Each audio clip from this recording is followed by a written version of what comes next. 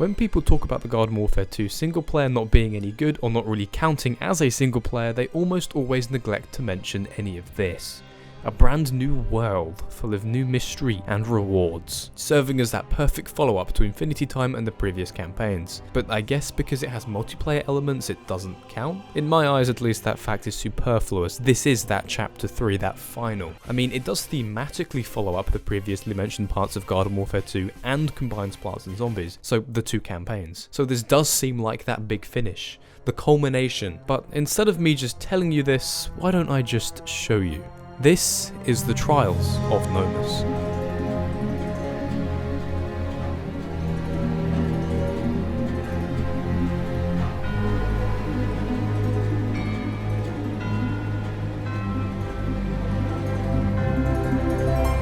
It would be remiss of me to exclude this amazing trailer that dropped, showing off everything you could expect, from a sneak peek at the rewards, new abilities, and those Town Hall events. And I guess that's where it starts. The Town Hall. Though, I say that, Rux did release in this update, and you know what, I've got time. I'll always have time to talk about Rux, the scam merchant. Rux sells every type of item in the game, except those found in sticker packs, excluding legendaries, but we'll get onto that. So this includes Infinity Time items, exclusive legendary hats, stuff from Garden Warfare 1, and even those non-exclusive legendary hats, and character pieces. Those are the only sticker pack items Rux sells. Though these aren't really a problem, or those aren't why I like to bring Rux up at the very least. These are. These are.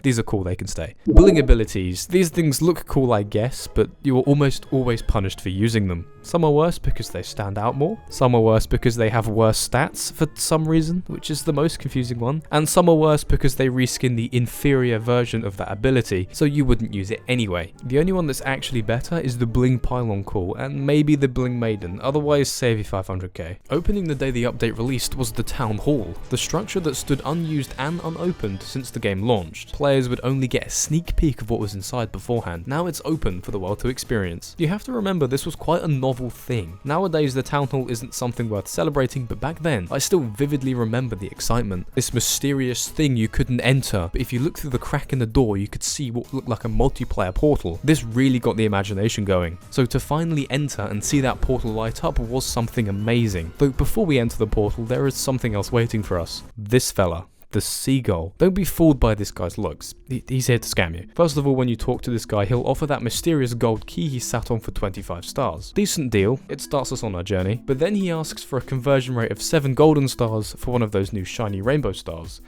which is daylight robbery if you ask me. We'll come back to all of that later on, but we just need the key. Those familiar with the journey that is collecting all golden gnomes, you'll recognise this room. However, what's adjacent to it is what we want. The gate, with its secret guarding mate. 1 key to 1 lock, 1 gate, 1 portal. A portal, but to where? Here.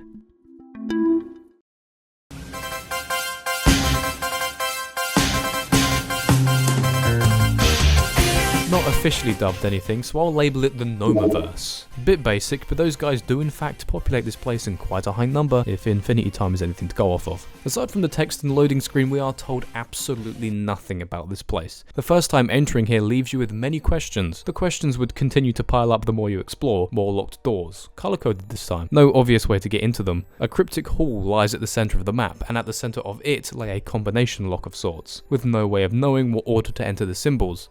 Day 1, nothing was clear. You didn't even know where to start. Gnomus talks to you, but the man speaks in riddles and offers up no help. For now though, you're free to enjoy the large assortment of chests and their loot.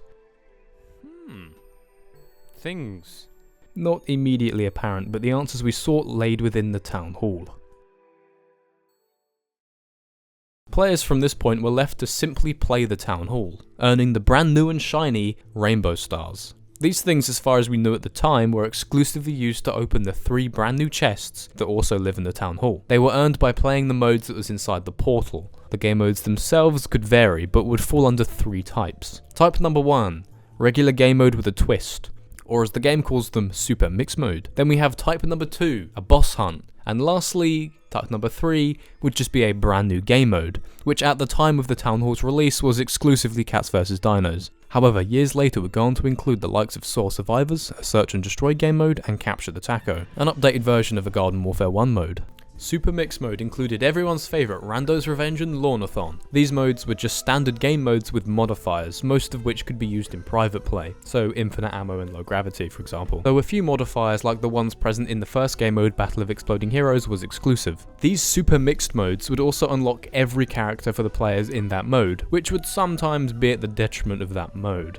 Cats vs Dinos was another search and destroy mode, but with the Infinity Time mechs. This hasn't been seen since August 7th, 2017, so a very long time ago. Finally, we have the boss hunts. Essentially, take the boss hunts found at the end of each campaign and make it harder. These were a ton of fun, easily my favourite. The steps weren't obvious but very fun to work out, with people that knew what they were doing. Playing boss hunt with randoms was a little bit painful. This aspect of the trials wasn't linked gameplay wise, and a lot of these things could be viewed as separate. In fact, the Town Hall itself could be viewed as separate from the trials. The game would continue to use the Town Hall to introduce new aspects of the game, including introducing new game modes like the aforementioned Soil Survivors, introducing legacy maps like Walnut Hills, and hosting the final celebration of Garden Warfare 2. Though what wasn't completely separate were those stars and chests, with the most expensive of the chests housing one of those coloured keys. Those things weren't a guarantee at launch, so some 50-star chests could hold disappointment. It wasn't until years later they finally decided to make it guaranteed. This wasn't really an issue at the time because town halls were way more frequent at the start than they were now, so my deepest condolences for those attempting the trials today. But the bottom line is, some players had a head start with figuring everything out. Finding the key in that chest was the final piece of the puzzle. It made everything else make sense. With the key in hand, you travel to the colour corresponding door to begin one of the trials. Alright, so in no particular order, we're starting with the Trial of Hot Doom, the red trial. Get to the other side of the trail while avoiding the red tiles. The red tiles move in patterns, with there being 4 sections, each with its own pattern, with them increasing in complexity and therefore difficulty. Imp, on the surface, seems to be the best suited for this trial with his double jump and all, and that is the most recommended character for this trial.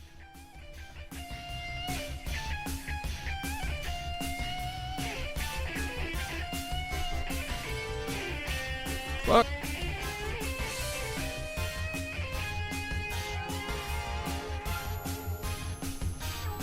Okay, how? What? Okay, right, that one lingered for longer than it should have done. Hold on. Though if you really want to cheat, then you can just use SB.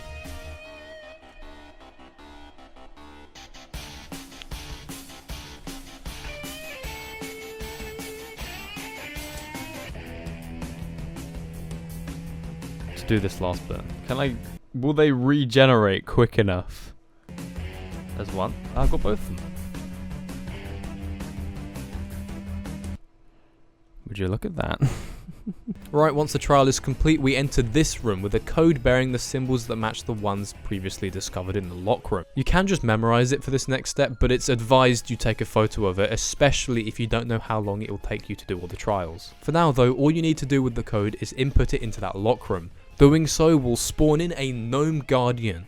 These big mushroom-wielding, beam-firing, porcelain-clad gnomes are for all intents and purposes the boss fights for the DLC. Also, yes, these are just Giga Gnomes from Infinity Time. But no, shush, they're guardians, alright? Color-coded to the trial you just completed. Killing these things in a giant mech is one thing, but fighting one as a regular plant or zombie is a completely different beast entirely. Fighting these things can be quite intense, especially on crazy difficulty, which is for some reason what I had it set to. Once completed, another portal will open, just outside the chamber. Entering it will greet you with another chest, and an incomplete code. You'll need to save this for later. We might have just conquered one of the trials and its guardian, but this is far from over.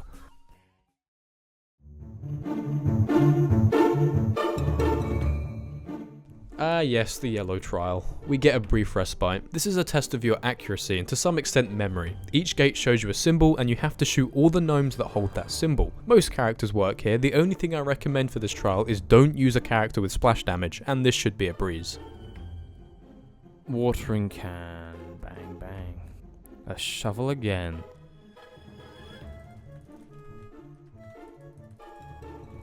Alright, plant pot. It's easier to identify which one isn't the plant pot, which is that one.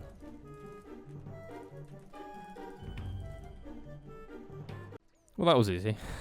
Once again, we have a code needed for later sandwich with a nice filling of a different coloured gnome guardian. We're now half done with what Gnomus has to offer.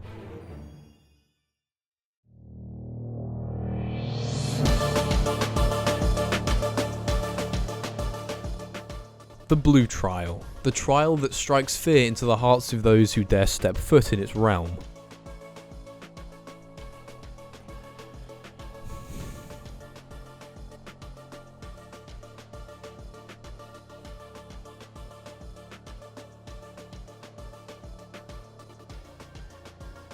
Oh, this one. I found this to be by far the most challenging trial. Whether or not that has anything to do with my poor cognition isn't important. You're shown a symbol. You're shown more than one symbol.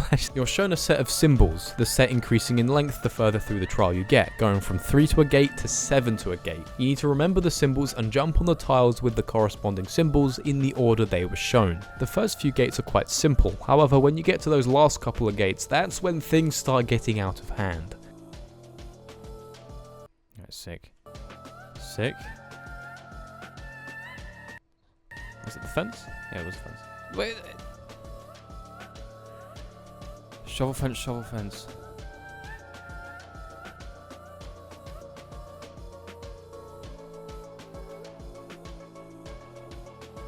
It gave me such a stupidly easy one for the end. I feel so dirty. Alright, you know the drill, gnome guardian codes. Alright, time for that final trial. Finally, we have the Green Trial, or the Trial of Balance. This, as the name would suggest, is a trial of balance. Like most of the trials, Imp is your best friend. He does make it quite easy. You need to platform across the obstacles, including some of the thinnest platforms in the game. Though, for as much as I really tried to sell the smallness, like I said, it's quite simple with Imp and his faithful double jump. I'm gonna land. Okay, right, it just gave that to me for some reason.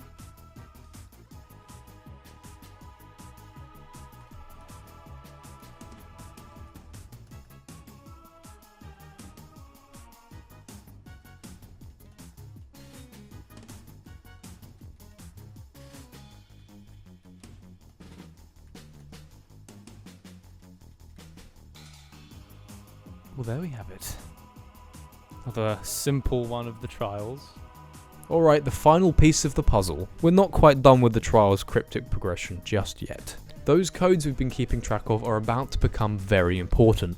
You may have noticed that there is one final door left unopened, with no additional trial left. That's because our next code needs to be deciphered from all 8 codes we've been given thus far, and that's accomplished by the following. The code given to summon the Guardian and the code given after defeating that Guardian are the exact same code, only the second code is missing 2 symbols. In order to get that final code, you need to mark down the symbols on the first code that match the blank spots on the second one. Do this 8 times and you have the final code. Go in this, go. We're killing that thing. Go.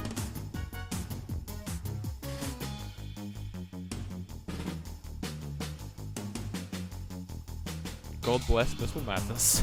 Once everything is dead and all the statues have revealed their portals, we can enter the final room. This chamber houses our reward for the month to 4 month long journey we went through. At launch it only took a month, nowadays it takes 4. Set before us are 2 chests with locks. God damn it. We're not quite done yet. 5 locks of 15 stars each, so 150 stars in total, at least 3 trips. This is exclusively as easy as how good the current town hall is. If it's capture the taco, you're in for an easy 150. If it's most of everything else, I'm sorry. What does lie in these chests anyway? What have we gone on this entire journey for? What have I been teasing this entire video? No, I'm just kidding. Well, in what has to be one of the worst kept secret rewards in gaming history, we have 2 characters. Not just variants, brand new classes. The Torchwood and Gar Hovergoat. I mean, it only makes sense. If you were disappointed by the party characters of Infinity Time, then these will more than make up for it. These guys are amazing rewards. But for as much as I want to go in depth with them, this video is about the journey, not the destination. And what a journey. It really feels like the end of the campaign, and the beginning of a new chapter. The 4 trials, each teaching you and forcing you to master each aspect of the multiplayer. Your accuracy, your memory, your movement. This was not only a fun-filled mysterious adventure, but a very elaborate masterclass in the game's mechanics. The Hovergoat being in place of a Garg makes a lot of sense when viewing the trials this way. This guy is unstoppable if you master aiming, his movement, and remembering when to use his abilities. So there we have it, the final chapter of Garden Warfare 2. I really hope you've enjoyed watching this, and everything else I've had to offer.